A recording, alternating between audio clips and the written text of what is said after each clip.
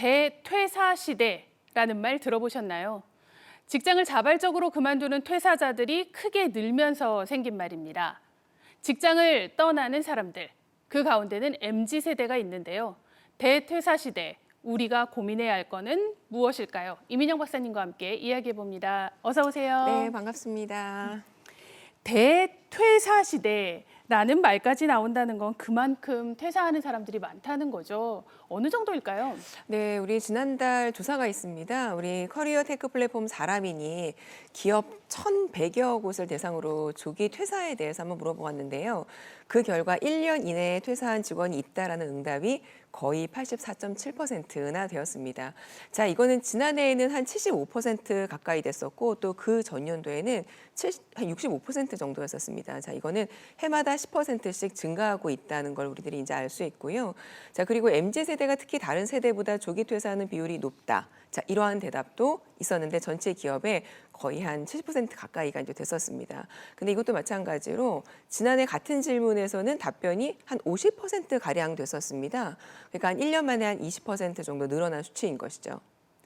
사실 취업하기 어렵다 하는데 취업을 하고 이렇게 퇴사하는 데는 그럴 만한 이유가 있을까요? 네, 있습니다. 조금 전에 말씀드린 사람인 조사에 의하면 기업에서 생각을 하는 직원들의 조기 퇴사 사유가 1위는 직무가 적성에 맞지 않아서 적성에 맞지 않아서. 네, 이 사유가 한 절반 가까이 됐었습니다. 다음으로는 뭐 연봉에 관련된 것 또는 뭐 조직 문화 불만족 또는 너무 일을 많이 하는 것. 자, 그로 인해서 내가 개인 역량을 발전시킬 수 없는 것 이런 내용들이 설문조사 결과 나왔고요. 근데 최근에 이제 흥미로운 현상은 대기업의 핵심 인재들이 스타트업으로 이직을 하는 현상이 있습니다. 네. 그래서 이들에 대해서 왜 이전 직장을 퇴사를 했는지 조사를 한번 해보았더니 이직 사유가 다양한 업무의 경험을 쌓을 수 있을 것에 대한 기대감. 자, 이 이유가 1위였었습니다. 그 다음으로는 금전적인 보상, 또 다른 답변은 업무의 문화 또 함께 일하는 동료들에 대한 답변들이 이제 이어졌습니다. 근데 스타트업으로 이직을 할 때 고려 사항으로는 과반수 이상이 이 회사의 성장 가능성에 대한 내용이었습니다. 자, 기업들이 생각하는 직원들의 어떤 조기 퇴사 이유와 거의 비슷하죠. 그리고 퇴사라고 하는 이 단어가 MZ세대들이 등장을 하면서 과거하고는 다르게 인식이 이제 되고 있는데요. 지난 6월에 한국 리서치에서 최근 2년 이내에 자발적인 퇴사 경험을 한 MZ세대를 대상으로 이제 조사한 내용이 있습니다. 자, 퇴사라는 단어에 대해서 우리 MZ세대들은 자유, 해방, 휴식, 새로운 시작, 자, 굉장히 긍정적인 이미지들로 떠올리고 있었습니다. 자, 10명 중에 7명은 퇴사를 긍정적으로 생각을 하고 있었는데, 우리 그들은 나는 언제든지 퇴사를 결정할 수 있다. 자, 그리고 내 기준에 적합하지 않으면 하루라도 빨리 퇴사하는 것이 바람직하다. 이렇게 응답을 하고 있었습니다. 저희 세대만 해도 퇴사는 약간 우울, 불안, 이런 느낌이 좀 있는데 요즘 친구들은 또 다릅니다. 그런데 이런 퇴사 현상이 과연 우리나라만의 일일까요? 해외는 좀 어떤가요? 비슷합니다. 아마 우리 미국의 팝 가수 비욘세라고 잘 네. 아시죠? 예, 최근에 신곡이 하나 나왔는데 Break My Soul이라고 하는 신곡이 있습니다. 그러니까 직장인들의 퇴사 열풍, 그러니까 미국에서는 The Great Resignation 이렇게 이야기를 합니다. 그 현상에 대해서 이 노래가 이야기를 하고 있습니다.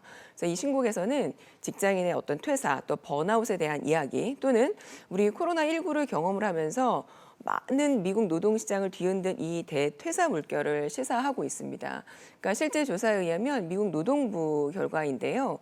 미국 전역에 4,700만 명 이상이 지난해에 퇴사를 했다, 자발적으로 퇴사를 했다, 이렇게 집계가 됐습니다. 그런데 이 집계 내용은 2000년 이후 사상 최대 수치입니다. 미국에도 이런 분위기가 있는 거네요. 맞습니다.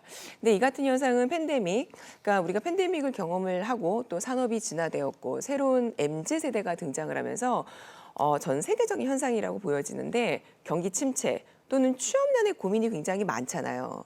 근데 그럼에도 불구하고 대퇴사라고 하는 게 지금 함께 이제 공존이 되고 있는 것입니다.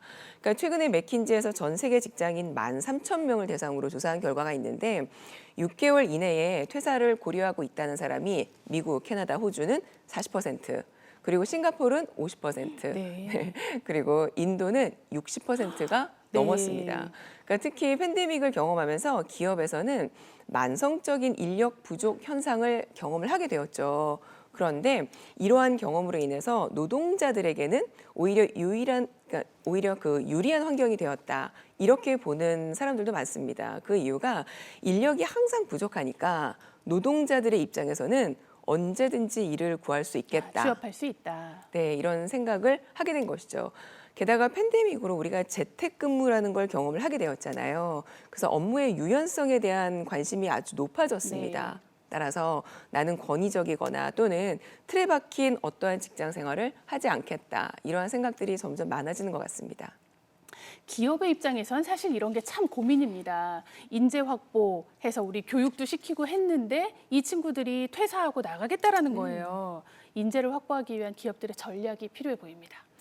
맞습니다. 우리 최근 이슈는 사람 중심입니다. 그러니까 일 중심이 아니라 사람 중심인데 그 사람이 굉장히 다양하죠. 그러니까 다양한 만큼 그들이 원하는 니즈도 굉장히 다양합니다. 네. 자, 그래서 맥킨지에서는 서로 다른 구직자들의 5가지 특성을 언급을 하고 있는데요. 이 내용에 맞게 기업에서는 다양한 전략을 구상해야 한다. 이렇게 얘기한 바가 있습니다. 일단 첫 번째는 전통적인 구직자입니다. 그러니까 커리어도 굉장히 중요하고 워라밸도 중요한데 커리어를 위해서라면 워라밸은 타협할 수 있다. 승진하려면 더 일 많이 하고 야근도 하고 그럴 수 있다. 맞습니다. 네. 이게 전통적인 구직자의 모습입니다. 그리고 두 번째는 자율적인 구직자인데요. 이들은 업무의 독립성 또는 근무 환경의 유연성, 일의 의미 뿐만 아니라 본인의 어떤 발전까지도 중요시 여기는 이런 구직자입니다.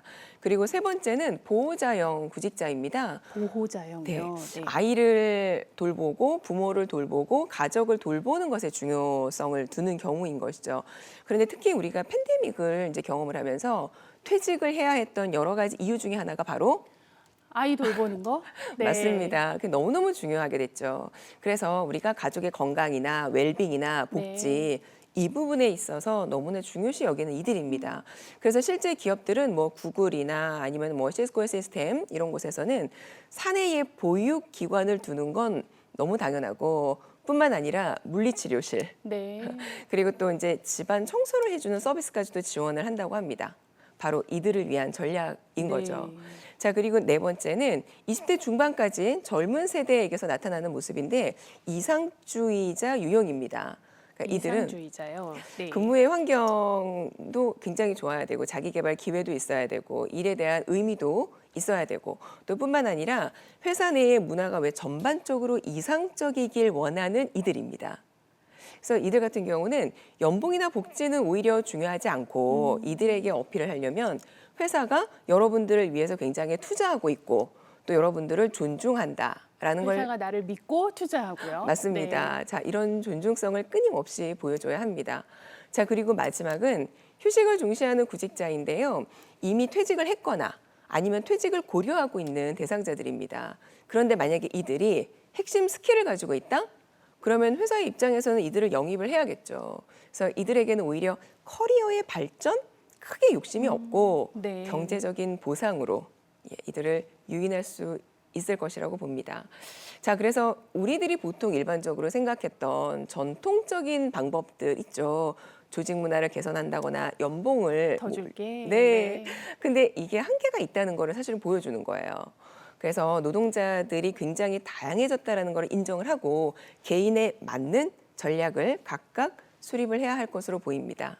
저도 회사에서 이렇게 신입 직원들 보면요. 최근 직업을 보는 관점이 정말 많이 달라졌구나. 뭐 연봉이나 조직 문화 이런 것도 중요한데요. 또 동시에 소통 그리고 나의 개발 이런 걸 참 중요하게 여기는 MZ세대들을 만나곤 합니다. 네, 박사님 오늘 말씀 잘 들었습니다.